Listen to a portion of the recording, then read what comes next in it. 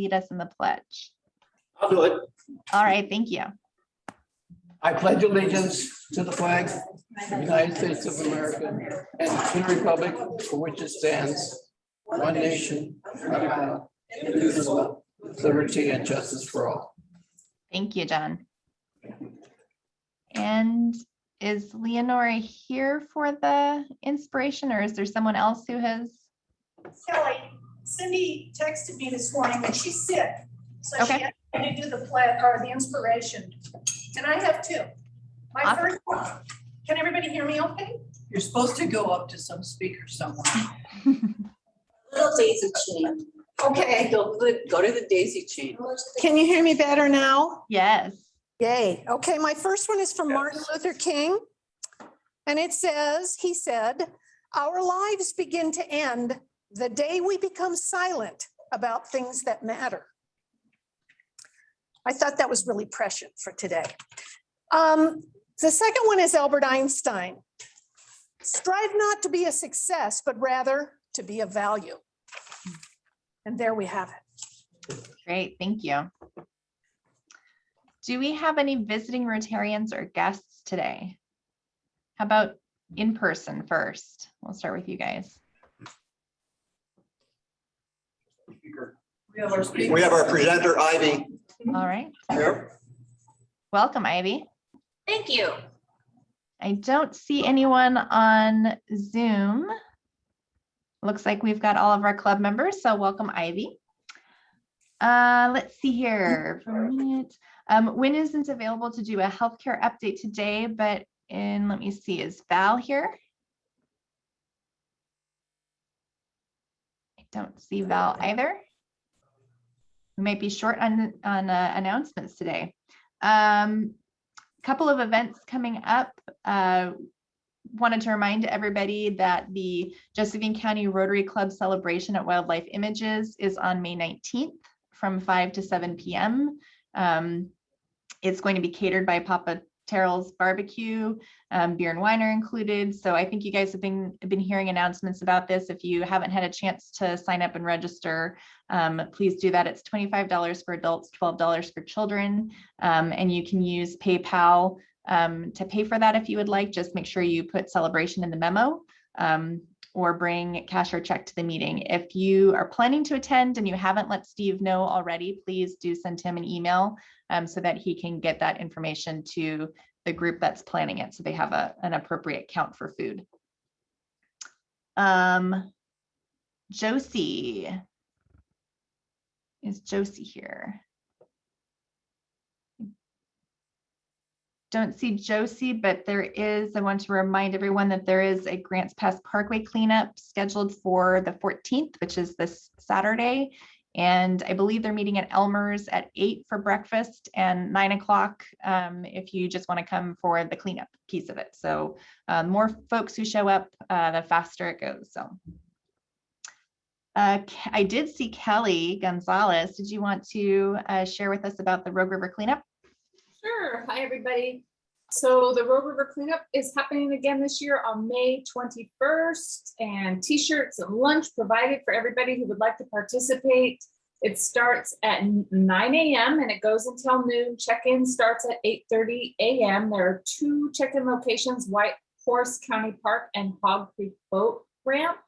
The registration for volunteers is all online, and it's in the email that Steve sent out, but I will also put it in the chat. Please, everybody, sign up if you'd like to attend and help. As Gina said, the more people show up, the more we can get done and the faster it goes. So thanks a lot. Yeah, thank you. And Doug, why don't you give us a Porch Fest update? Porch Fest is buzzing right along. We're going to start to create the day of volunteer task list and whatnot. So we'll start to have some information for those that want to sign up ahead of time and want to know ahead of time what they might do. That's coming soon. The bands and the porches have been merged. So we've taken the last sort of major hurdle, which is to confirm all the porches and confirm all the bands and merge them. So that schedule's been created and everything's running along real smoothly. And I got word today or yesterday maybe, from the fundraising team that they've reached $20,000. So We're good on them. They're really doing amazing work, that team is. And that is it. I do have an update on the Food for Kids program, Fork. Yeah. That looks like that's moving forward with the big club and us. And we've asked Ivy to be involved, and we're not sure where they're at with the whole thing for the grant. But one thing we have done is made connection with the grocery outlet. Jessie is her name. And we'll be doing or coordinating or somehow volunteering over there in the month of July to help with their food drive to supplement this program for kids. So there'll be more information to follow, but in July at some point, 1 or 2 days, 3 days during that month, we'll volunteer out there and help staff a table to get donations. Nice. That's awesome. Thank you for coordinating that for us.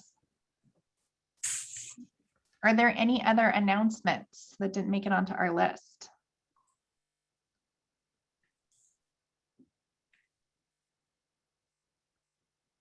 Okay, well, we have sped through. This is Debbie. Hi, Debbie. So I got an email from Delynn Sharpen yesterday, and we have confirmed 2 students to be our RILA people for this next month. So Awesome. really That is great. excited about that. Yay. And that's going to be an in-person event again this year? Yes, it's an in-person this time. Yeah, Yes. wonderful. That's great news. All right. Well, seeing no other announcements, I think we've sped through this part of our program and we'll have plenty of time for our speaker. And Doug, would you like to introduce Ivy? Yes, I would. Today about the Homeshare program? Yeah, so we're going to talk about the Homeshare program today. Trying to be near the camera here. Well, we've talked about it a few times within the club already, but we're going to get a little more of a long-term description of the program. And the idea here is to give you all opportunities as individuals who maybe don't want to go build an apartment building to help with the housing crisis, but want to find a way of helping in your own way, either at your own house or with a friend or neighbor or family member's house. So we're going to talk about the Homeshare program, what it means, which is basically renting a room out to a roommate, and how it works and how you could either take advantage of that yourself or maybe find a neighbor or a friend or a family member that might be able to do this. So Ivy, Villanueva, what's it? Marchbanks, Villanueva. Marchbanks, Villanueva. Close. Yep. I'll get it down one of these days. So take away, Ivy. All right. Can everyone hear me okay? Oops. Yes, but I'm just playing with the camera. Sorry, y'all. All right, and you can kind of see me too. Never good at video games. You're doing great. Never able to pick anything up from that. No, I'm not a good claw player. Not a claw player. All right, I am going to use my little presentation here just for an outline. Help me. Okay, can everyone at home or on their computer hear me as well? Awesome. Okay. All right. Well, thank you everyone so much for having me today. My name is Ivy Marchbanks Villanueva. I know that's a lot, so you can just call me Ivy. That's perfectly fine. And I'm here as a representative of Homeshare, Oregon. Specifically, you might see on my business card, it says Jackson County, but that's really just Southern Oregon in general. I'm based out of Jackson County, but a lot of our work is also in Grants Pass, maybe moving further up to Roseburg, but for now, kind of within that little sphere. All right, so I'm going to talk a little bit about the housing crisis in statewide numbers and then more specific to our area. And then we'll get into what Homeshare is and how we're operating, what our plans are for the future, and some exciting events that we have coming up on our calendar. So the first thing is we have to address the issue of our housing crisis within our state. Our latest numbers that were pulled from the census that was recently released in Oregon, 45,000 Oregon households are behind on their mortgage payments and in danger of losing their home. And those are just homeowners. That has nothing to do with renters. That's just looking at the homeowner side. So that in itself is a pretty drastic and shocking number. Now, if we're looking a little bit closer to home, within kind of the Jackson County, Southern Oregon area, our average annual income per person is going to be about $27,000, whereas our monthly budget for housing would only be about $760, excuse me.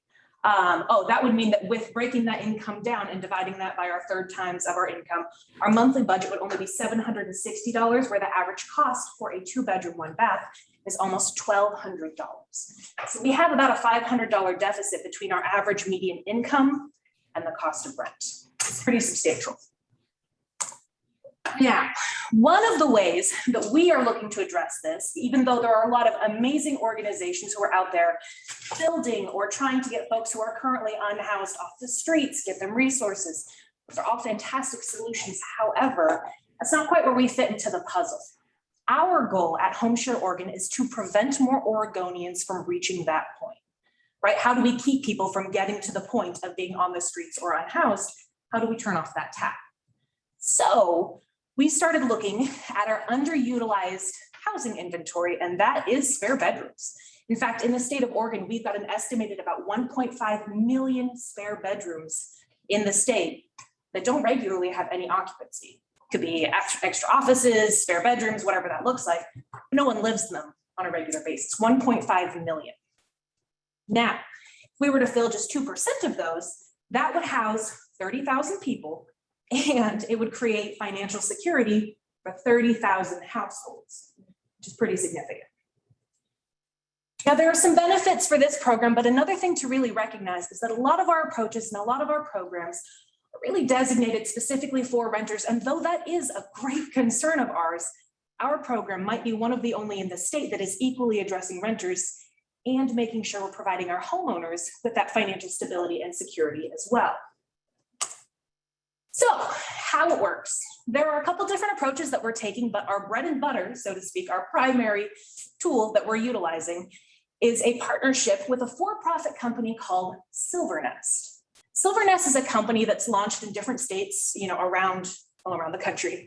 And what they are doing is they've created this really great platform that people go on, build profiles, and then they're matched either as a homeowner or a renter with the alternative in their area, and try to create some compatible matches so that folks can start renting out rooms with a little bit more ease and security.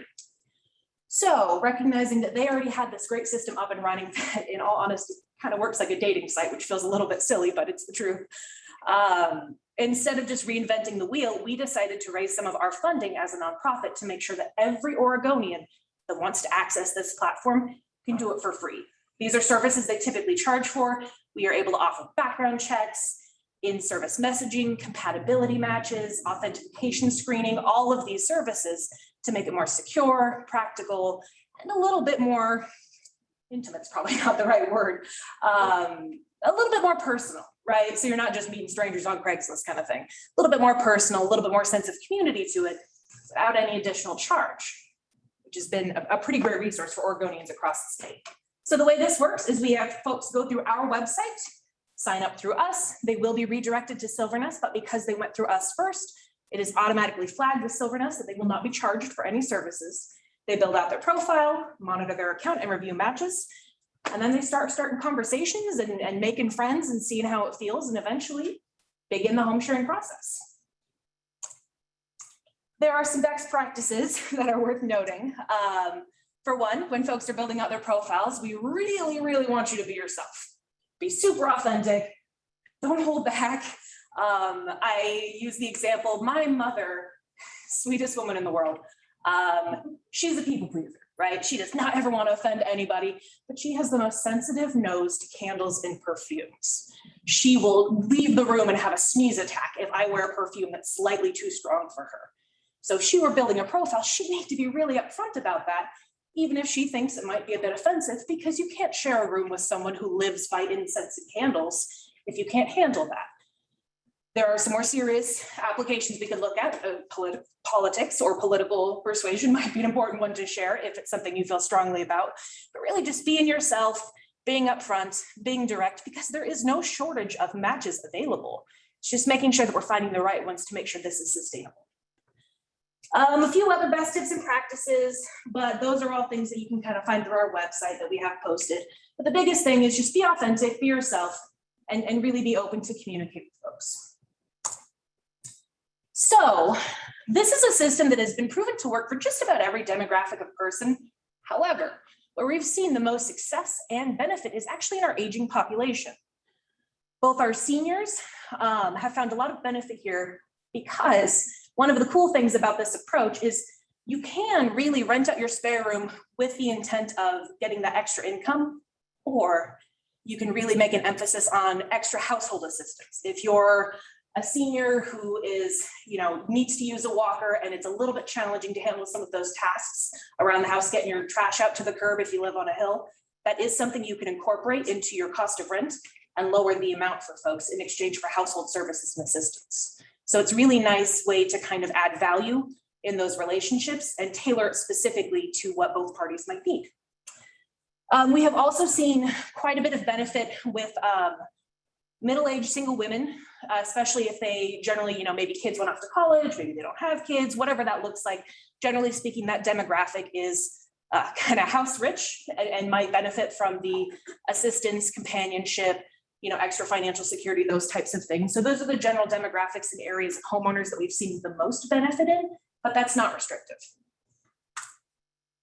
All right, so now that I have given you, actually, let's take a quick pause here because there are some more projects and specific directions that I want to talk about, but that's kind of the overview of home sharing.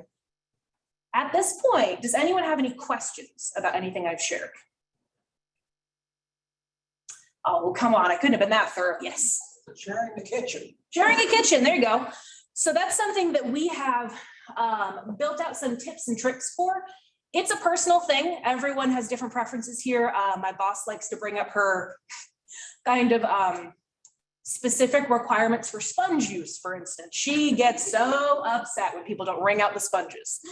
But those types of little things, we've actually developed some tips and worksheets so that people start thinking about those processes, and when they think they found a match, how to instigate those conversations and work through those little issues like kitchens, bathrooms, whatever that might be, so that you can develop those conversations and build that out into the contract, which is very customizable, that we offer as a free tool. So it's a case-to-case situation, but we've got some systems in place to help you have those conversations and start generating those rules. Yeah. How about the exit strategy when it doesn't work? Yes, so each of the contracts that are here and set up through Silvernest, they're easily customizable. So you can look through them and decide, these are great house rules, these are great hard lines for me, I can't have a smoker and I can't have this dog, those types of things. So you can kind of set your boundaries like you would in any, leasing agreement or contract. You can tailor those though, right? If there are certain things,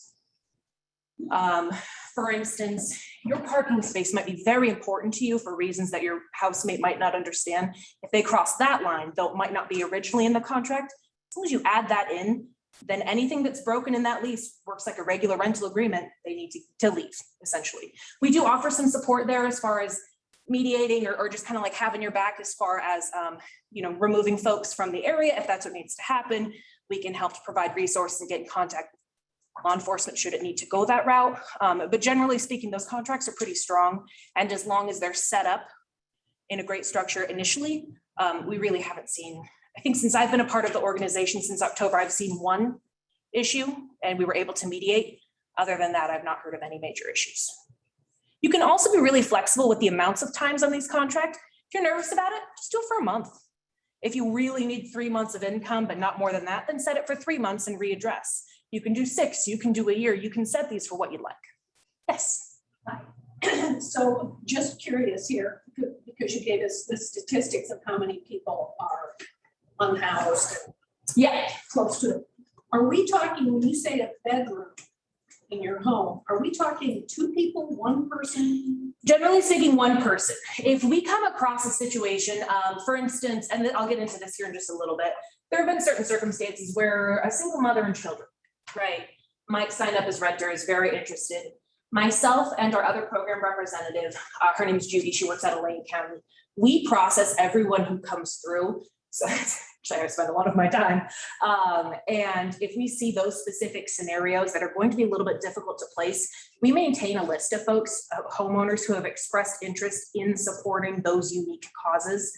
So generally speaking, it's a 1-to-1, right? You have 1 bedroom, you're looking for 1 housemate, but there are unique circumstances that's where we kind of help to mitigate and play matchmaker a little bit. But the system doesn't necessarily do that. Yeah, of course. Yes, sir. You mentioned 3 or 6 months. Are these rentals on a month-to-month basis? They're whatever you'd like them to be. So when you build the contract out as a homeowner, you decide, do I want to try this for 1 month? Do I want to try this for 3, 6, a year? That's going to be up to you. So the rent is collected on a monthly basis? Yes. What if you want to do a weekly kind of a thing? You know what? I don't know. It hasn't come up. I'm sure that could be arranged. I would just have to look into how we would phrase that in the contract, but I can get back to you on that if you'd like. Anybody else? Did I ignore anyone at home? Okay. I have a question. Yes, sir. How about you get to the opportunity to have an interview or talk to them or? Yeah. So we actually highly recommend that. So when you build your profile, say like you're a homeowner, we'll use a kind of a for instance here. Let's say you're a homeowner and you show pictures of your room and you talk about yourself and what you're looking for. You're probably going to get anywhere like 5 to 10 matches within the first couple weeks because there are a lot more renters than there are homeowners right now. Once you start seeing people that you think might be a great fit, you can message with them. We really recommend go get coffee with them, go get dinner, meet them in person a few times before you decide, yes, let's go ahead.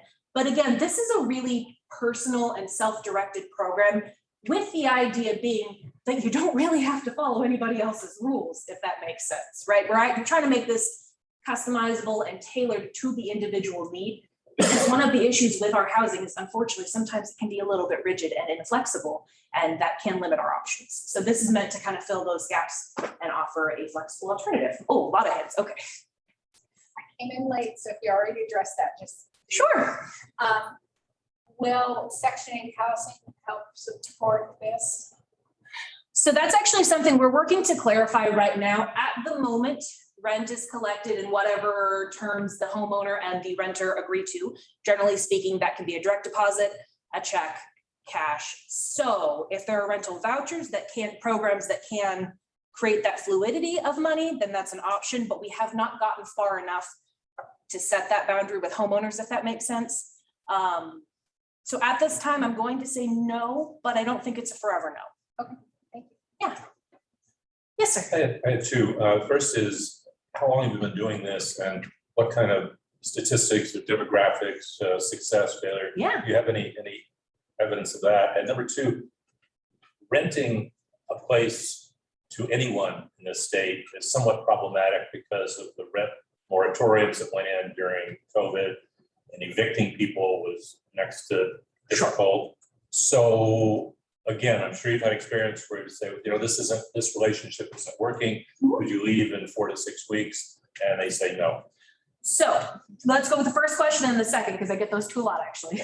First question, how long have we been doing it? Demonstrated success? Has this been a program that's been successful before?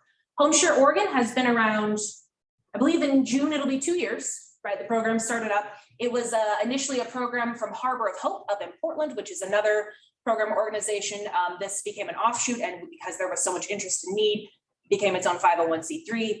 However, the basis of Homeshare Oregon is pulled from several different programs around the country, and there are many more really effective demonstrations over in Europe, and I believe it's Australia, have been taking this approach for about the last 10 years or so, particularly with intergenerational housing, which is, I worked in the senior care industry for about 5 years, so intergenerational housing is kind of like my favorite concept that's ever been.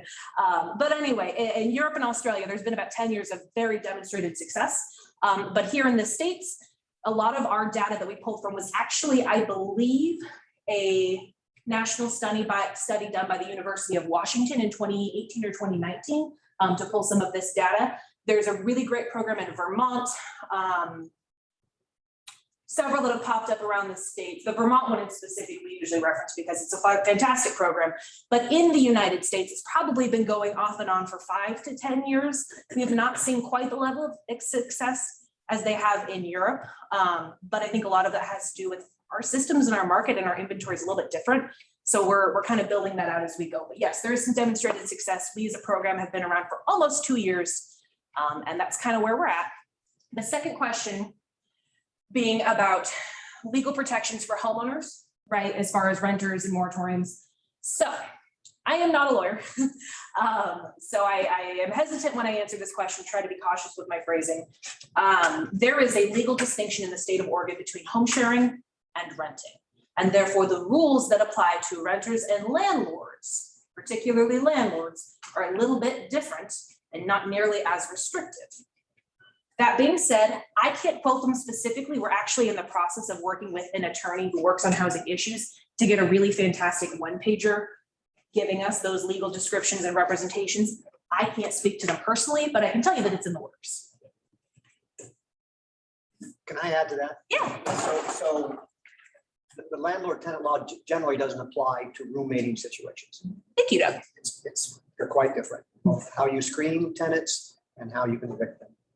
But I having never had a roommate situation, I don't know those rules. Yeah. I know that they're separate rules. Yeah, there's a very separate distinction. And a lot of this also is the reason that we don't have as much information that I can just hand out to you is because home sharing is not really, it's an old tried and true process. It's a lot like boarding houses, right? This is an old thing that we've been doing for years. However, in a modern sense of the legal precedents, we don't have a whole lot of great articles and studies that I can pull for you at this moment because we are kind of in the beginning stages of this, but there is a distinction and that there is legal action or legal writing that we will have access to provide to all of our homeowners and renters. All right. Anything else before we move on to some of our projects and other things we're working on? Okay. So big picture, kind of road ahead. One of the things that we are truly focusing on right now is reaction to the fires of 2020, but also in preparation of our upcoming fires. We are focused pretty strongly on housing our remaining fire survivors and putting a list in place of emergency responder housing for any upcoming fires. Now, what that looks like is we're generating a list, or we're beginning the process of generating a list of homeowners who may not necessarily be interested in home sharing on a regular basis, but in the event of a fire, would be prepared to take someone in temporarily or shorter term if they got if they got evacuated or lost their home. So that's something that I think is going to be really beneficial and impactful for the community. This will also involve some training. We're working with FEMA and some other organizations to talk about, is that trauma training or training about what resources, supplies you should have on hand in case of a fire. So all of those types of education pieces are going to readily be available within the next 3 to 6 months, I think. So that's something that I'm really looking forward to and something that we're really passionate about. The next, after the rapid responder list, is our action team. This is a volunteer program that we're building out. As much as I'd like to think that I can spread the word for this program all by myself, as Doug can attest, I can't, because I am but one person and can only do so many speaking engagements in a week. So we're looking for some volunteers to help us spread the word, talk to your businesses, talk to your churches, your community groups, like such. And just help us kind of get the information out there, some brand recognition, some folks who might be interested in participating in these programs. That's the other big kicker. If you're listening to this and think that, this doesn't really apply to me, or this doesn't sound great, I promise you there is someone in your life that it would work for, or within the next couple months, you're going to come across someone and think, Homeshare, because the need is there. It might be a couple levels removed, but the need is definitely there. Okay. So before I bring Doug back up to talk about some of the partnerships that we've been discussing and how to formalize that, I do want to touch base on one more thing. We are hosting our community kickoff party on May 21st, which is a Saturday. It's going to be 9 a.m. It's going to be actually out in the community room of the Jacksonville Library. I thought between Grants Pass and Ashland, excuse me, it was fairly centralized. But the idea here is that we're going to bring some community members together, try to bring in some community leaders as well. My executive director from Portland is going to be coming down to speak on housing issues across the state. We're going to talk about some things that have been happening at different levels around the state, specifically in Jackson County, and start talking about our kickoff plan on how to roll out Homeshare Oregon within the community in a more practical and hands-on way. So kind of here also on a recruiting mission, if anyone might be interested or knows of anyone that's interested, I'd love to talk to them. But the more folks we can get there, the more impactful we can be in the long run. So at the end of today, or at least later today, I think I'll be sending off some information to everyone regarding the event. If you can't make it, please share and bring a friend. Tell your friends to bring a friend. We would really appreciate that. All right, Doug, did you have anything you wanted to add? I guess to bring us full circle, we had talked to the club Yeah. 4 months back, 5 months back, whatever it was, to sort of create a program within the club to promote this Mhm. and then to have a cadre of volunteers.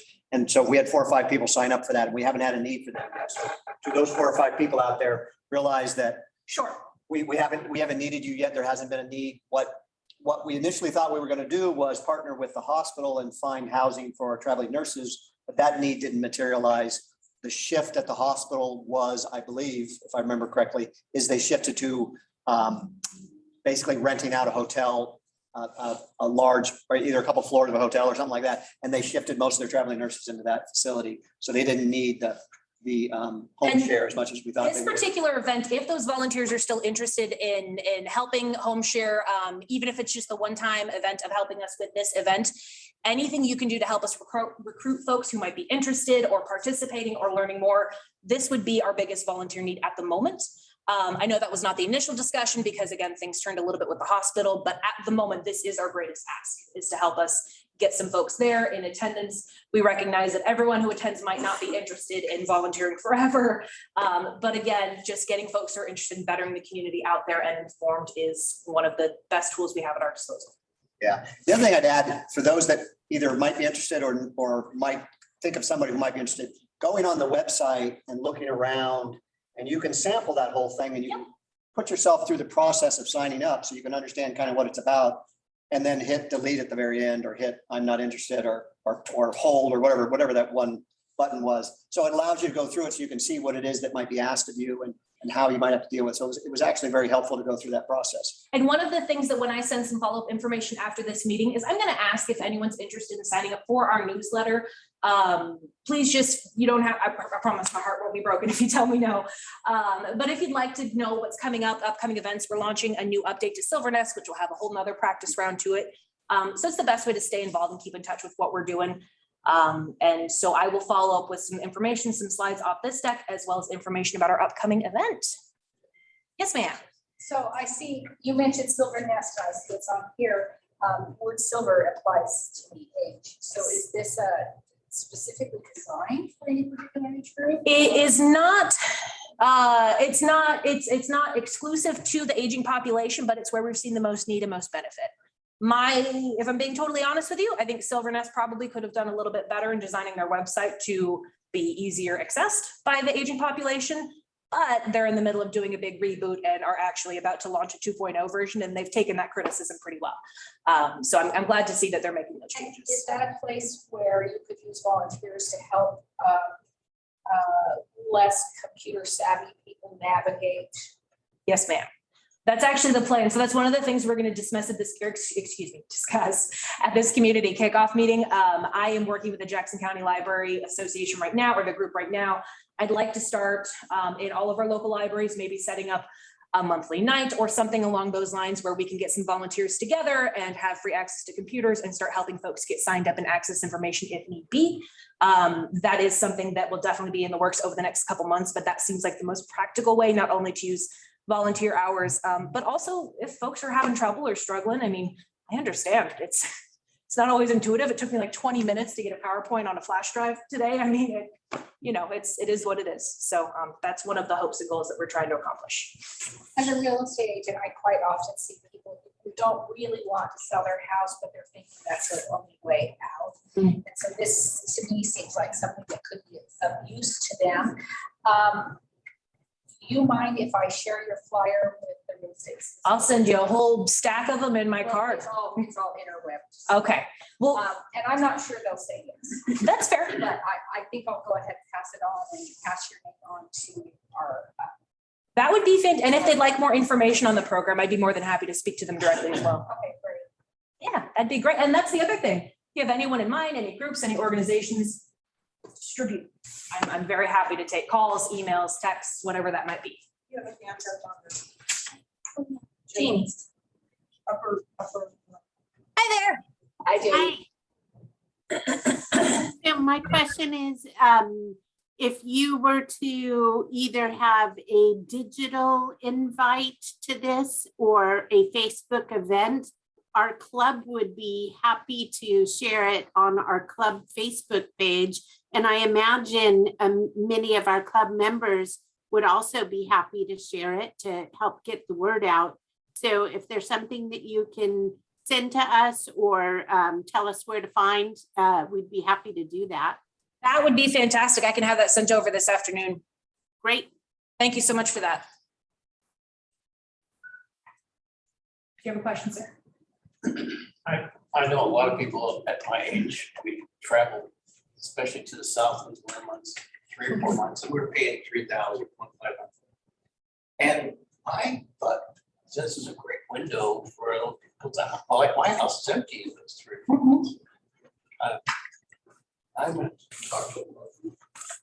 Yeah, and think about how nice it'd be to have someone water the plants for you or anything while you're gone. Yeah. I also have recommended, I've found quite a few folks who, there's one woman I thought was a great use of the program. She breeds dogs, very beautiful, you know, these amazing dogs. I don't remember exactly what kind, but she also travels a lot. And she really needed someone who could help take care of her dogs while she was traveling for different things. So she wasn't really asking for any rent. She just needed someone to help her with that process who was going to be around. And we were able to match her with someone who worked from home. And so they were never really gone that often. And, you know, just kind of, this gives us the opportunity to think outside the box a little bit. And one of the presidents for Silvernest, we were speaking, and she homeshared before she joined up with Silvernest. So she was doing this kind of process before she started doing it professionally. And she said the reason she joined the company was because this let her build the life she wanted to have. A little extra financial security, maybe it's time, maybe it's support, maybe it's companionship, whatever that might be. This definitely gives us an opportunity to seek that out. Yes, ma'am. You keep mentioning the term homeowners. Are you making sure that they actually own the home and they're not going to get? So we have had a few renters who are looking for, say up in the Portland area, if someone had an apartment, right? They're trying to find an additional renter. That is something that we're confirming. And if they are a renter, we just need a letter of, not acceptance, but approval from their landlord. We just need to make sure that their landlord approves of this, which a lot of them do, especially in like apartment buildings, things like that. But generally speaking, the terminology we use are homeowner and housemate to be a little bit more inclusive with our renters. Anybody else? All right. Do they just get the bedroom or do they share the whole house? And I already asked you about kitchen. Yeah, that's up to you. If you've got a bedroom with a bathroom attached, you can say that's what you'd like them to have. I think generally speaking, it might be tricky to find someone who didn't have access to the kitchen or who didn't want access to your kitchen. Generally speaking, they need at least access to a bathroom and a kitchen. But if your house is set up in a way where you've kind of got separate wings or things like that, absolutely, you can put restrictions on it. It's whatever you're comfortable with. A lot of folks with ADUs have been really enjoying this. There's a gentleman out in Ashland, the ADU guy, who I've been speaking with and working with a little bit, but a lot of folks who have, you know, mother-in-law suites or pool houses or whatever that looks like, this has been a great fit to create a little separation of privacy. Generally speaking, renting out a room without access to a bathroom or a kitchen might not be super successful, but again, those boundaries are up to you. Anybody else? Okay. Insurance. This is an interesting one. That was actually included with Silvernest. You were eligible to utilize an insurance policy. However, they are removing that with the 2.0 version because nationwide, I think about 5 people were actually utilizing it and it was costing quite a bit of money to uphold. So what they've actually are about to launch is renter and homeowner insurances. I think that they have essentially contracted out with another company. It will be available. It's going to look a little bit different than it has previously. But it's going to have a third-party involvement, but there'll either be a more affordable option, a discounted option, or a free for a certain period of time option, should you sign up. I'm just not quite sure how they've worked out that detail. And about paying for insurance. So landlord-tenant law, which may not apply here, is we can't require anybody to have liability insurance if they're earning less than 50% of the local median income. So you might have a hard time with requiring it, though this may not fall under landlord-tenant. I think it does fall a little bit differently from what I understand. As a homeowner, you can insist that your renter have renter's insurance, and vice versa. As a renter, you can insist that your homeowner does. And then that demonstrated proof can be just provided. But that's a good question. I will absolutely look into that if that does differ because of Or him. if they receive federal funding, we can't require liability insurance. You and I might need to get coffee. You got a lot of information. Sorry. No, that's great. So do you have another question? Oh, I see here that they do a background screening. Mhm. You know what the nature of that is? It is, so it's optional and it's free. Some homeowners prefer that their renters have a background screening done before they move into their home. That is to make sure, I think it's checking for criminal activity, anything along those lines, not necessarily a credit check, but anything that comes up as like financially fraudulent will appear. So the idea is, as a homeowner, if you want your renter to have a background check, you can say background check required. As a renter, you don't have to do it, but you're not moving into that house. Some renters prefer to have their homeowners go through a background check, makes them feel more comfortable, but that's one of the free resources you get access to going through Homeshare. So it's completely optional, but it's also completely free. There will always be an identity verification though, when you sign up and start going through this process. They will verify your identity to ensure that there's no robots floating around. So if, as a homeowner, if you get contacted, you can be confident every one of those people is a real person, not a scammer, not a robot. You can be confident who you're interacting with.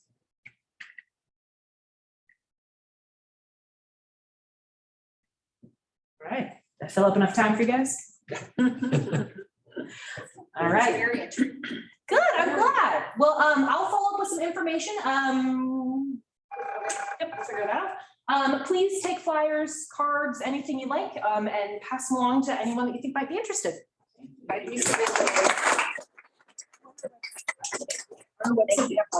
Okay, great.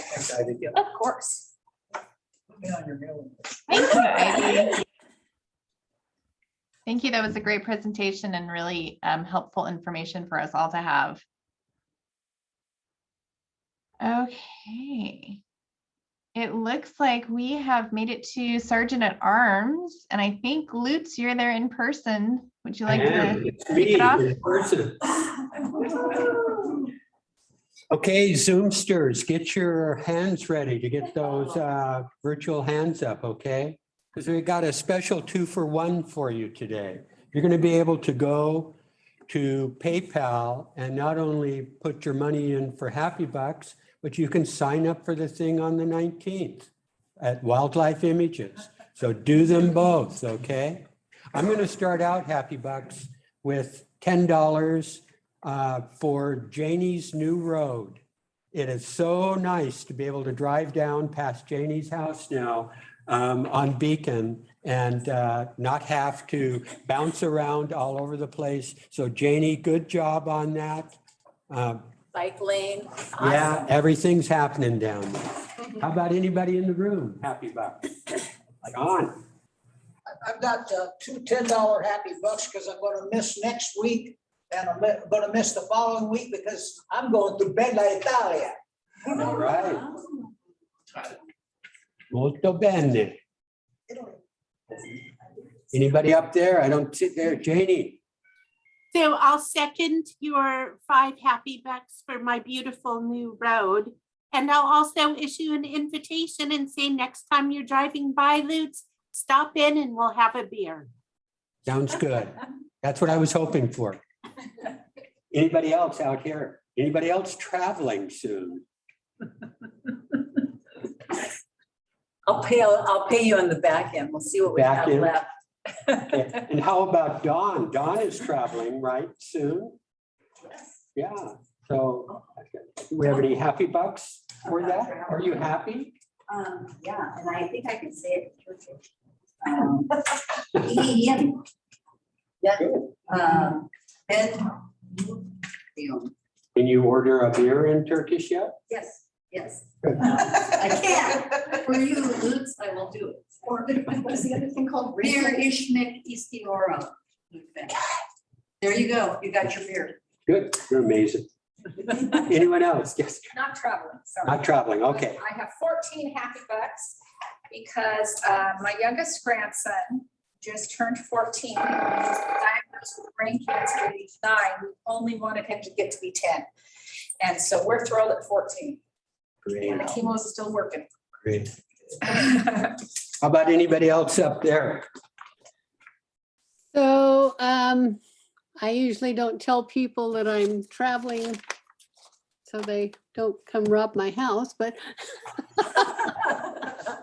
But I will be gone about a month, actually. We're flying to Virginia for a niece's wedding. Next Wednesday is when we're leaving, and we're going to buy a Jeep and drive the Trans-America Trail, which is using as many dirt roads, gravel roads, and back roads as possible between West Virginia and Port Orford, Oregon, to get home. Fantastic. And we don't know how this is actually going to work, but we've got a box of maps and a mileage triptych thing to the 10th of the mile, where to get gas, where to find lodging, where to turn to go to the next part of the trip. And we think when we hit Colorado that the passes over the Rockies will be too snowed in, but it's going to be an adventure. Good for you. Okay, I'm just moving around here so that Susan has to try to track. She needs practice for her video games. Anyone else in Zoom land? Nobody? Nobody in Zoom land? I think Tommy had. Kaver is leaning forward. I don't know how to turn on, raise my hand. Oh. Well, that's going to cost you $5 right there. Okay, fine. I'll accept that challenge. I am traveling to Mexico and sadly, San Francisco for a friend's memorial, but I'll be gone for 16 days. And so I will also contribute 16 happy bucks for a fun time to be had in Mexico after that. Great. Tommy? Well, you talked about traveling. I have a sad $5 because I was going to go and meet for the first time in 3 years of communicating with our scholar. And he got COVID, he and his wife, so I won't go. Well, I just wanted to get there long enough to leave the meeting. I'm gonna leave this book right here. Yeah. James. Sounds like a fun book, James. Sounds great, James. What? There you go. Sally, your box is lit up. Do you have anything? No, I just wanted to give James a hard time. Okay. That's easy too. That's easy to do, isn't it? Anyone I'll else? never be able to be around a pneumatic nail gun ever again, thanks to James. Oh, just that little nail gun thing. Always. Well, I'll give 20 happy bucks to hear that story. Right here, Sally. I want to hear it. James, go for it. I shot her with a nail gun. It's not funny. Scary as hell. But you didn't shoot the deputy, did you? Luckily, No, it grazed me. I did not shoot the deputy. It grazed me. And this group knows what you're talking Well, we were making little libraries at Doug's house. That was your blood all over the place? Next time. Anyone else out here? Okay, Gina Marie, you have your hand up. I do. I'm going to put in 10 happy bucks. I'm at the tail end of my week-long break between classes, and on Monday I start my last official course for the master's program. It's going to be quite a heavy workload, but it sounds like one of the best classes in the program, so I'm looking forward to that. And then I'll get the summer off before I do my capstone. So great. Kelly, is that your hand up? Mm-hmm. Mm-hmm. Yeah, hi. I'll give 10 happy bucks. I'm going on a trip as well. I'm taking a cruise with my best friend and her family because my godson, which is her youngest son, is graduating from college. We leave in a couple weeks. So 10 happy bucks from me. Fantastic. Going. Okay, it's back to you, Gina Marie. all right, thanks, Lutz. Are there any additional announcements or anything that we've missed today? No, not seeing any. Well, Steve left a quote for us for our thought of the week. This is from past RI President Ian Risley, and he said that while we join Rotary for many varied reasons, we remain part of the family because of the value it adds to our lives. However we choose to serve, we do so because we know our service makes a difference in the lives of others, and we remain engaged largely due to the satisfaction of knowing that week by week, year by year, we are part of Rotary making a difference. So thank you to all of you for being part of that family of Rotary, and we will adjourn. Please feel free to stick around either in person or via Zoom to chat and have fellowship, and we'll see you next week. Okay.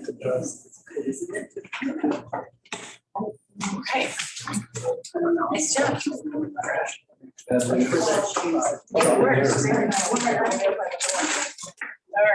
right. Susan, thank you for all the. Gotta get together. Of course. Video Sally, how are things? Liz, is that you? It's floats, yeah. Yeah, I can't share any happy bucks right now. You hanging in there?